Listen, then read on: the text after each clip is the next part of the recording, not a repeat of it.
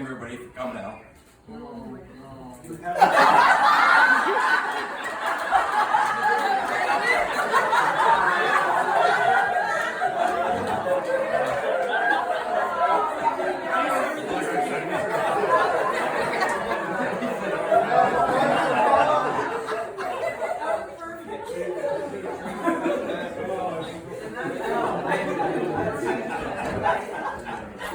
This is a really special day for me.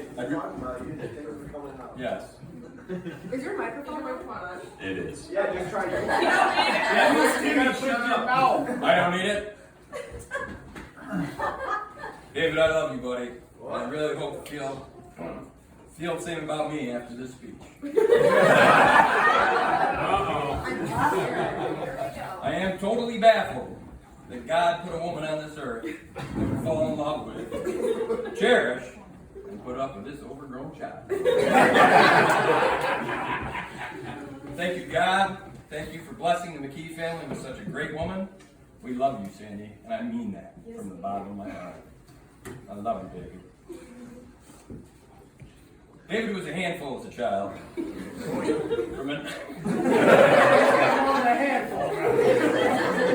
Writing on the neighbor's house, and of course he said he didn't do it. I mean, come on, David, you wrote your name. You signed your name to the bride, right? Well, he was 5 or 6 years old, so I thought, okay, that was dumb, but he's just a kid. Less than a year later, he decided to go to the neighbor's car with a cigarette lighter. Melted the car door handle. That cost me $300. That was just the beginning of this illustrious career.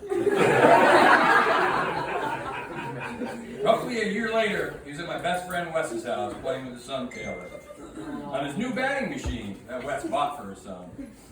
For all of you that have no clue who Taylor is, well, he's David's only friend that has a hearing disability. David told Taylor it was my turn for the batting machine, but of course, Taylor didn't hear him. And he swung for the fences with that one bat, and he made perfect contact with me. Right between the eyes. I was down on the baseball field getting ready for our Sunday big ball league. Kelly Fineout raced into the parking lot to tell me David was injured and laying on the ground at Wes's house. There was blood everywhere. I rushed to Wes's house to find Wes on his knees over David with a god-awful fear on his face, holding a towel over David's forehead. David, scared as hell, looked at Wes and said, "Wes, am I going to be ugly?" Wes said, "David, you're already."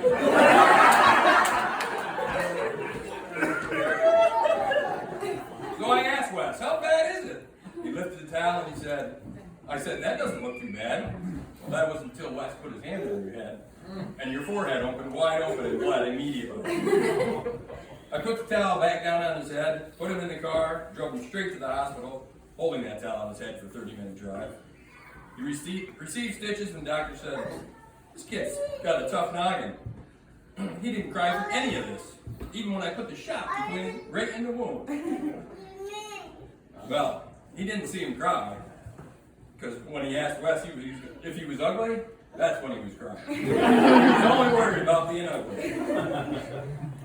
We got back from the hospital just in time for me to play my big ball game, and halfway through the game, Wes, who's on third base, looked around, yelled at me, or yelled timeout. He looks over at me on first base and said, "Where's David and Taylor?"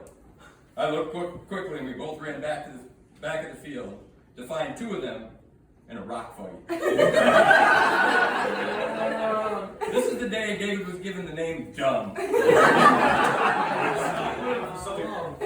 day, when Wes tells the story, he refers to David as Dumb. So you just heard these few stories. So you think this kid's not well behaved, into mischief all the time. Not always the case. When it came to the birds, David was a bird nerd.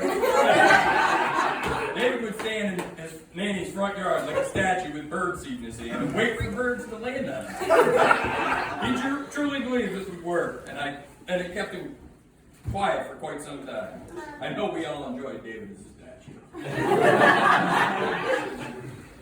David was very good at sports, great wrestler, football, and baseball player.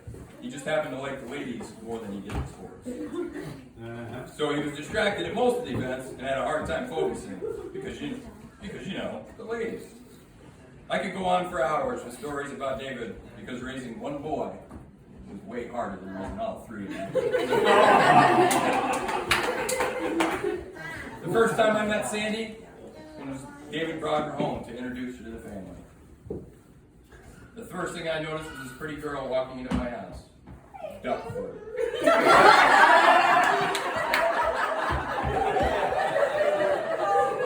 Sorry, Sandy, that's what happened. You told me not to do something. Sandy made me feel like a dad right away. She got dressed to go out for the evening with the family. As a dad should, I had to tell her I thought she needed more clothing. But she was strong-minded and stayed in her attire.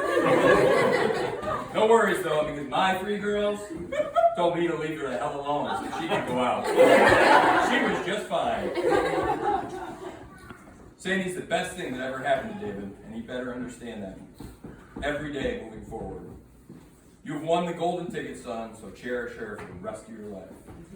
You better cherish it, Turo, because I've witnessed her putting your shoes on and dying.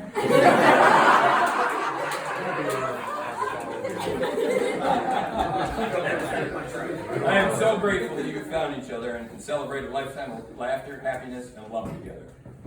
My best advice for you as a couple is to never, ever go to bed mad at one another. I'm so proud of both of you for the parents you've become. David, I always said, I hope you have one that acts just like you. But I really don't, now that I know Sandy. Because I never wish that I knew you. McKenna's a beautiful girl, Levi's an angel, and they're loved by so many. To my wonderful son, my new daughter, I love you both with all my heart. Let's all raise our glass and say cheers to new Mr. and Mrs.